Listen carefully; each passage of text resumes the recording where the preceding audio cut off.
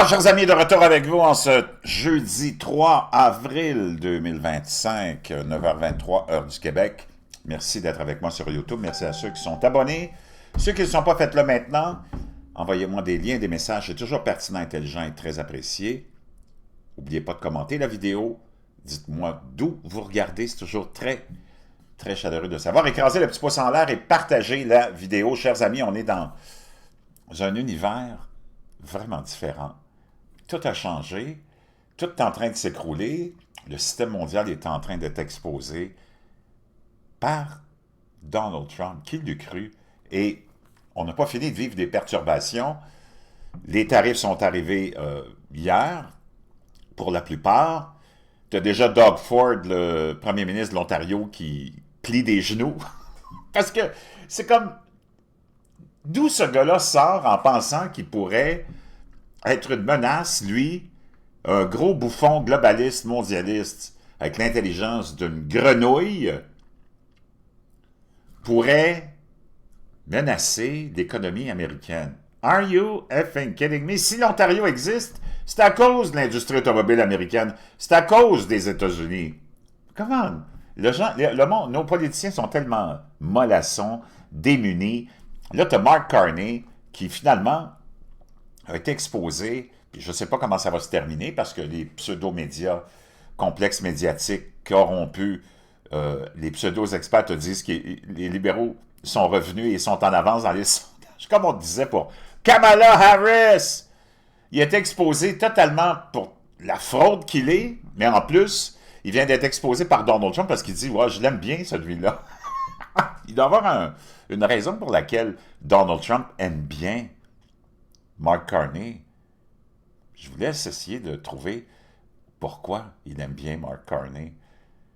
Je vais dire une chose, les Canadiens, surtout les Québécois, j'ai ce message-là pour vous. Remplacer Justin Trudeau par Mark Carney, c'est comme changer de T-shirt quand tu as chié dans ton pantalon. Avant de plonger dans le sujet que je vais vous partager, 2-3 petites annonces. Procurez-vous votre bleu de méthylène. Oui, ça marche. Des centaines maintenant d'abonnés me le confirment. Ils l'ont acheté.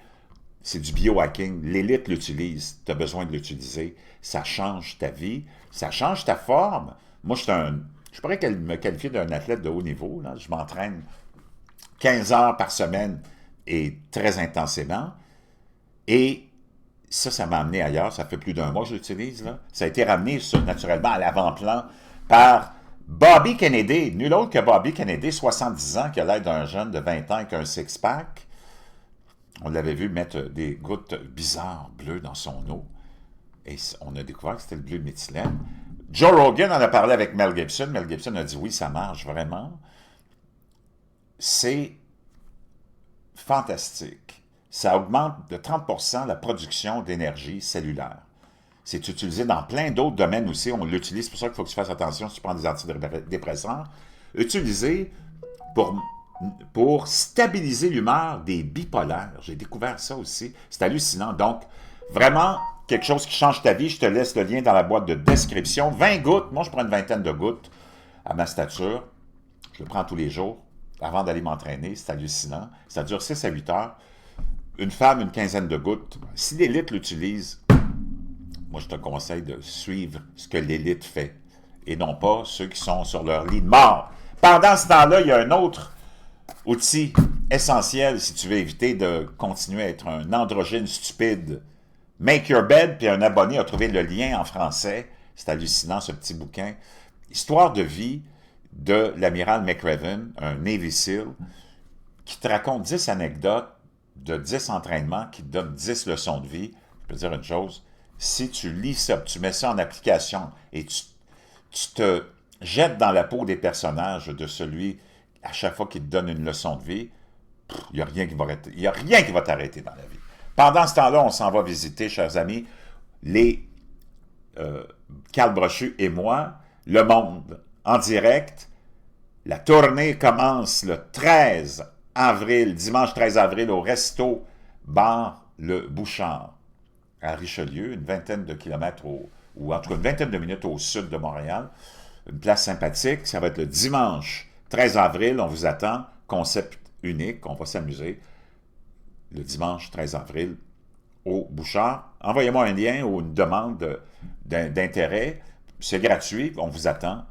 On va se promener, mais là, pour un bout de temps, on va rester là. Ça va prendre un petit bout de temps, donc si vous êtes impatient de venir nous voir, Carl Brochu et J'en ai marre, venez nous voir dimanche 13 avril, de 9 h à 13 h à peu près. Chers amis, la construction de logements permanents reste le plus grand défi d'Haïti après le tremblement de terre de 2010. On le sait qu'il y avait eu une vague mondiale d'empathie pour ces pauvres Haïtiens. Moi, j'ai plein d'amis haïtiens, c'est du monde formidable. Suite à ce tremblement de terre-là, c'est Tabarnak Obama qui était le président et Crooked Hillary qui était la secrétaire d'État lorsque c'est arrivé. Il y a eu un mouvement de charité incroyable à travers le monde. On n'avait jamais récolté autant d'argent que ça. C'est jamais vraiment un bon signe quand tu récoltes autant d'argent au niveau charitable puis que tu as Crooked Hillary qui est secrétaire d'État. Il me semble que les deux, c'est pas compatible.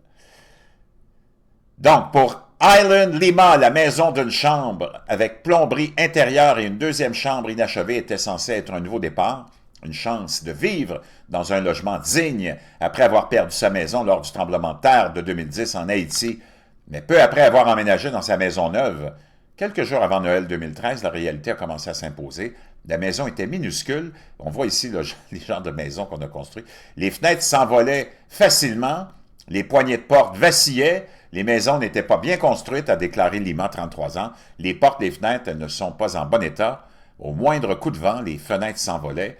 Les maisons aux couleurs pastel délavées, inaugurées par l'ancienne secrétaire d'État américaine Crooked Hillary Clinton, et les présidents actuels et précédents d'Haïti, il y a près de 3 ans, étaient censés symboliser la nouvelle Haïti, pièce maîtresse de la reconstruction, après l'une des pires catastrophes naturelles de l'hémisphère. Mais 5 ans après le séisme de magnitude 7, qui avait fait 300 000 victimes, wow! Et contraint plus de 1,5 million de personnes à vivre dans des camps de tentes sordides, le projet immobilier Caracol ECAM, financé par les contribuables américains, est emblématique des problèmes de logement qui ont miné les efforts de reconstruction post-séisme. Seule une fraction des logements permanents promis à Haïti a été construite. Êtes-vous surpris? Les logements ont coûté plus cher que prévu. Êtes-vous surpris?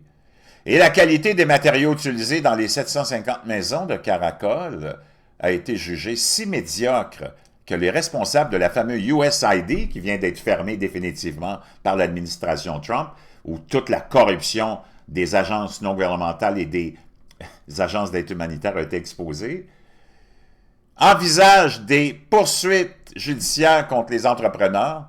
Il y a peu, un responsable du gouvernement américain a qualifié le projet d'excellente maison construite. OK, il y a pas longtemps, il y avait même un responsable du gouvernement américain à l'époque qui avait qualifié le projet d'excellente maison construite selon des normes très élevées. Dès notre arrivée, la maison a commencé à se fissurer, déclarait Lima, debout sur son porche, tout en pointant du doigt les fissures qui encerclaient la peinture bleue délavée. Ce sont toutes des fissures. Ce qui est encore plus déconcertant, c'est que le projet n'est pas le seul à échouer. Environ à 270 km au sud de Caracol, dans le village de Louman Casimir, financé par le gouvernement haïtien, situé en périphérie de Port-au-Prince, des familles déplacées par le séisme vivent également dans des maisons mal construites, dans un lotissement dont seulement 30% des maisons sont achevées. Et seulement 47 des 1280 logements achevés sont occupés. Près de 2 ans après leur inauguration, l'entrepreneur dominicain Adam Construction n'a toujours pas livré non seulement les 1720 logements, mais aussi le marché et l'usine promis. Les responsables de l'entreprise n'ont pas répondu aux demandes de commentaires du Miami Herald, le journal local de la Floride.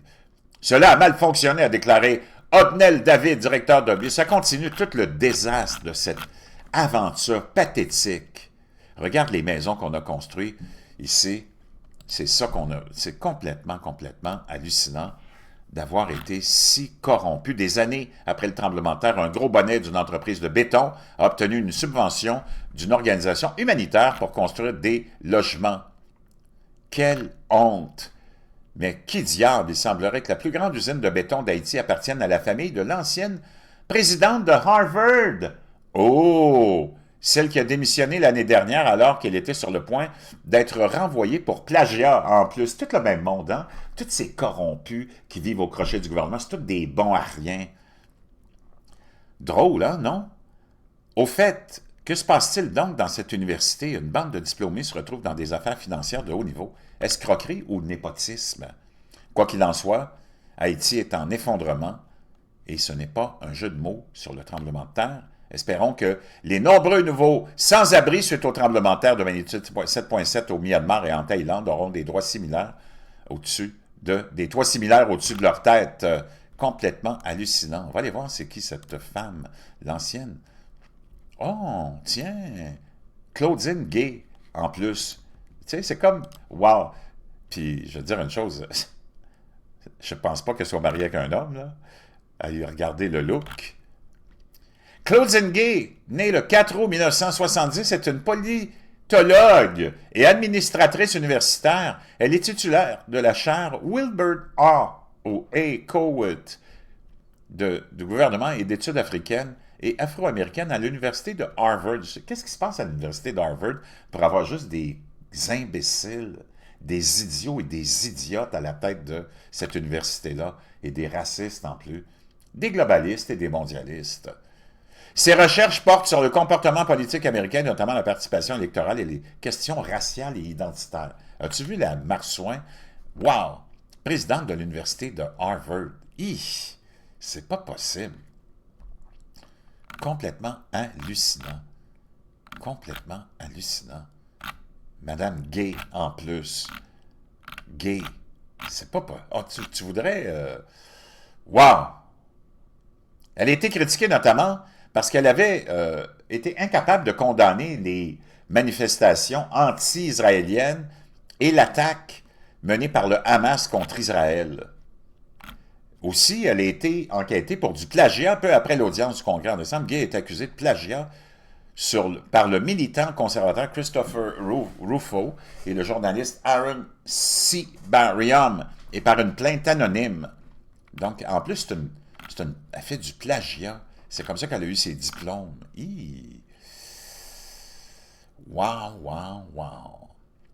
C'est tout le même monde. C'est ça qui est important de comprendre.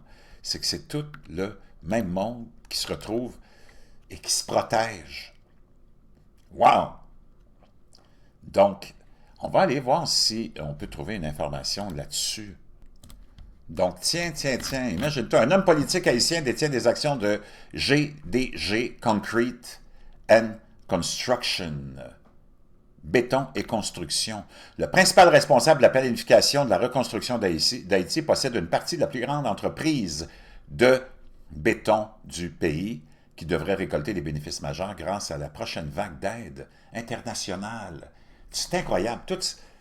Quand on a tellement été naïfs, nous les citoyens, c'était tout un système de corruption, une toile gigantesque qui a été naturellement initiée par la création de l'ONU, financée par des Juifs sionistes, les Rockefeller, et c'est là où on a commencé ce grand système qu'on avait sûrement planifié depuis longue date, de convaincre les pauvres citoyens idiots que nous sommes qu'on était pour financer des programmes d'aide humanitaire partout dans le monde pour sortir le monde de la misère, alors qu'en 2025, il n'y a jamais eu autant de monde dans la misère.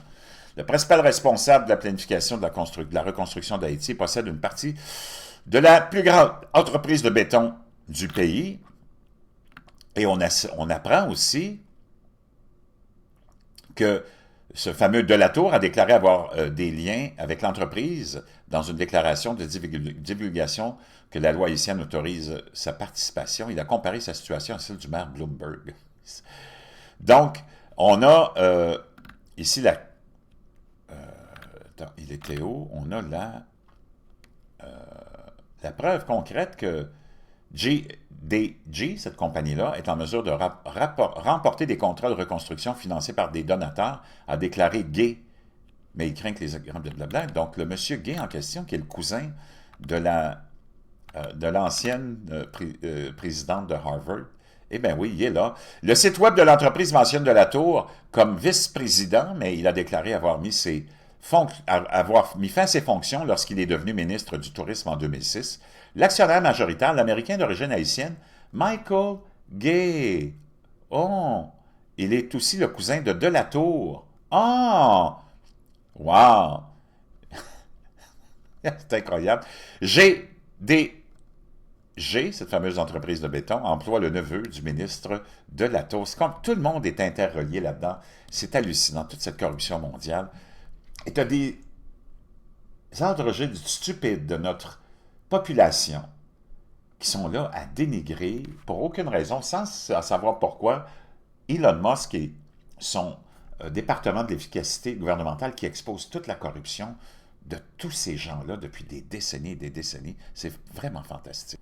Donc, chers amis, je vous laisse là-dessus. N'oubliez pas votre bleu de métinène, le livre et notre tournée. 13 avril, je vous retrouve. Encore aujourd'hui, je m'en vais au yoga, puis je reviens. J'ai d'autres nouvelles à vous partager.